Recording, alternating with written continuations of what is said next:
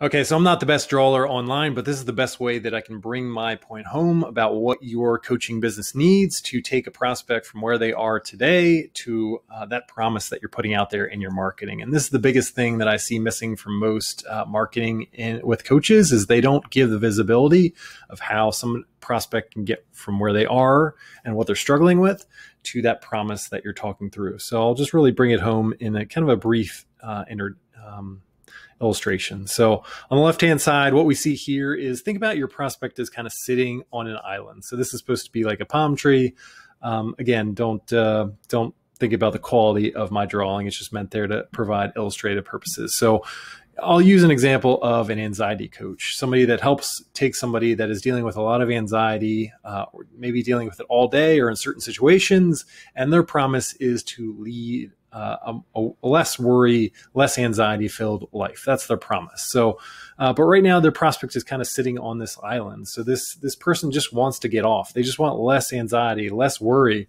And they've tried different things. Think about, like Tom Hanks on Castaway. It was just trying to get off the island and get to a different place. They don't want to deal with this anxiety anymore, but they've read a ton of books. They've hired other coaches. They might have gone through therapy, and everything has kind of maybe saw some improvement, but they've always found their way back to the island in some way. They've always started back to that starting point. And maybe they're in the worst condition. Maybe at this point, they're really frustrated and thinking that I'm never going to get off this island. So they don't even try anymore. Or maybe the fact that they're just, they've spent a bunch of money and have seen no return for it. So that's where your prospect is right now.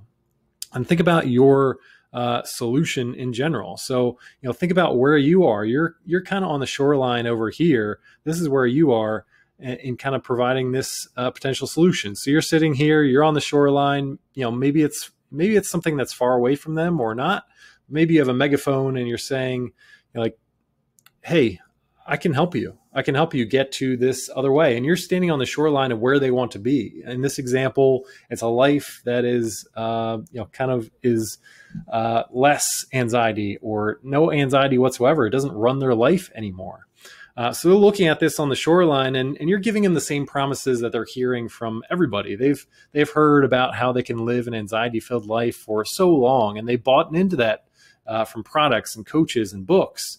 And all they were left with is getting back on this island. So you're giving out the same promises that they've heard before. They're skeptical of that. So how do we actually get them to the point where they're ready to take some action to actually, start the swim or, start to swim towards the shoreline or, get to the point and realize as well as they're going through this process that there's some vulnerability, especially with anxiety. Like, do I really want to jump in the ocean and swim towards this if I just have to turn back when I get right to here? Or halfway through, or do I want to spend even more money here to make my situation even worse? That's kind of the thinking that's going on in your prospect's head. So, this is where I kind of sit down with coaches and say, how can we increase the visibility? How can we increase their belief that your promise is actually going to come through, that this time is going to be different? And it's really coming together in what I call kind of the belief bridge. And this is where you're kind of saying you don't have to swim all the way to the shoreline. I've got this path forward. So I've got this big promise. In this example, a life that is free of anxiety and worry kind of dominating your life.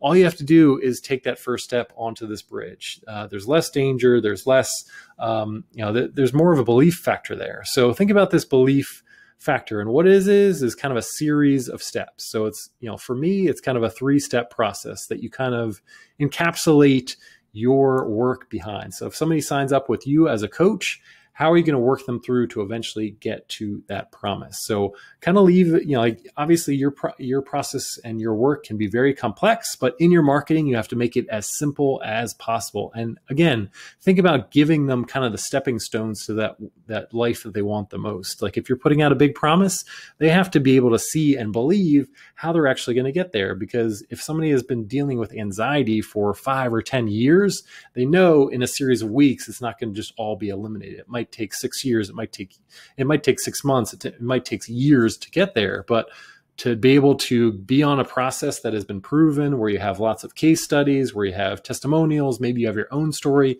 to back that up, that gives them the belief that's like, okay, this is worth the effort. This is worth putting me money down, even though in the past I've had a long series of failures. So, really step one is that, like when somebody when they become a client of yours, what is that first activity or habit or whatever it is that gets people moving in the right direction, that gets those, gets them momentum moving towards that promise that you talked about all the time. And a lot of times I'll say to my clients, and for me, myself, I give away that step one and saying like, this is super valuable. This is a great way to kind of bond with me as a coach because I'm already getting your results. If you take this step one, I can already give you results. You're going to see some improvement in your life. You're not going to get all the way to that end promise, but you're going to start to see how your life is changing in a positive way. And by building that bond, even before you get on a discovery call with them or anything else, then there's a lot more trust involved. And then steps 2 and 3 are kind of those subsequent ones that they have to become a client of yours to get those. But in your marketing process, you have to kind of tease those out. Steps 1, 2, and 3, you should be able to give them their unique names. You should be able to explain why everything that they've tried before in the past and failed with is nothing like your process. You should give your overall process a name to it as well. Put some intellectual property to it. It's going to raise the value of your proposition, of your services, and everything else. And the best part is once you get those case studies and testimonials and going through the process, that's when your happy clients are going to start to articulate and put words to and actually say your process name in their testimonials. And it's going to raise the belief of your prospects as well. So really think about putting together, again, like your belief bridge between you have your end promise, you have where the prospect is.